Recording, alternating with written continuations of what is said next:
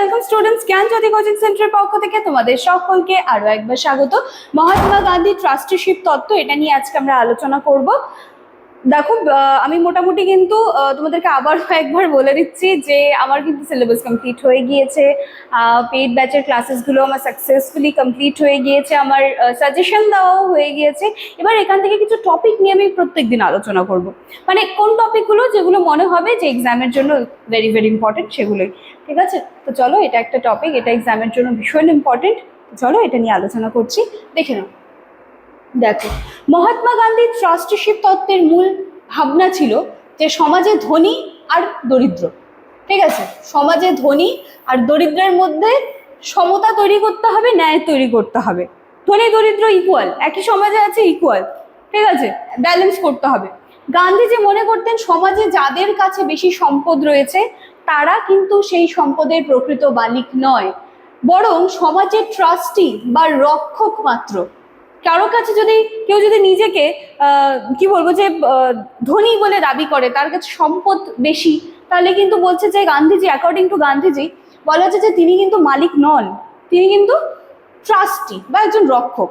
অর্থাৎ ধনী ব্যক্তিরা নিজেদের অতিরিক্ত সম্পদ সমাজের কল্যাণে ব্যবহার করবে। তুমি ধনী, তোমার কাছে অনেক সম্পদ রয়েছে, তার মানে তুমি সেটাকে নিজের কাজে ব্যবহার করে নিজেকে, তুমি একজন দরিদ্রের কাছে নিজেকে কাছে দাঁড়িয়ে নিজেকে কিন্তু উঁচু তলার মনে করতে পারবে না। গান্ধীজি বলছে যে তোমার কাছে যদি অতিরিক্ত ধন সম্পদ থাকে তাহলে তুমি সেটাকে তুমি সেই ধন সম্পদকে নিজের কাজে না লাগিয়ে তুমি সমাজের কল্যাণে সেটাকে কাজে লাগাও।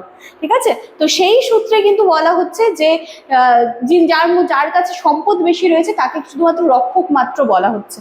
ঠিক আছে, গান্ধীজির মতে সম্পদের সঠিক ব্যবহার হলো সমাজের শোষণ ও বৈষম্য কমাবে। ঠিক আছে, তোমার কাছে এত পাওয়ার্স রয়েছে, তোমার কাছে এত সম্পদ রয়েছে, তুমি সেটাকে সমাজের কাজে লাগাও।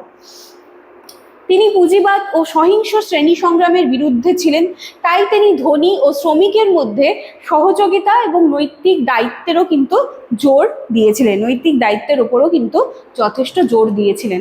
তো এই তত্ত্ব অনুযায়ী শিল্পপতি বা ধনী ব্যক্তি নিজের প্রয়োজনের অতিরিক্ত সম্পদ দরিদ্র ও সমাজের উন্নয়নের কাজে ব্যয় করবে। এর ফলে সমাজের শান্তি, ন্যায় এবং অর্থনৈতিক সমতাও প্রতিষ্ঠিত হবে। সুতরাং গান্ধীজির এই যে ট্রাস্টিশিপ, এটা ধারণার বা ট্রাস্টিশিপ ধারণার কেন্দ্রীয় ভাবনা ছিল যে সম্পদকে ব্যক্তিগত ভোগের উপকরণ না ভেবে এটাকে এভাবে ভাবতে হবে যাতে এটা সমাজের কল্যাণের জন্য কাজে আসে বা সমাজের কল্যাণে এটা যাতে ব্যবহৃত হয়, এভাবে বিষয়টাকে ভাবার কথা কিন্তু বলা হয়েছে। ঠিক আছে, একদম ছোট্ট একটা উপস্থাপন ছিল, আমার মনে হয়েছে যে এটা এক্সামের জন্য তোমাদের ইম্পর্টেন্ট, এই জায়গাটা নিয়ে আলোচনা করে দিলাম। আশা করছি এক্সামে তোমাদের যথেষ্ট সাহায্য হবে। চলো, দেখা হচ্ছে আবার নেক্সট দিনের ক্লাসে।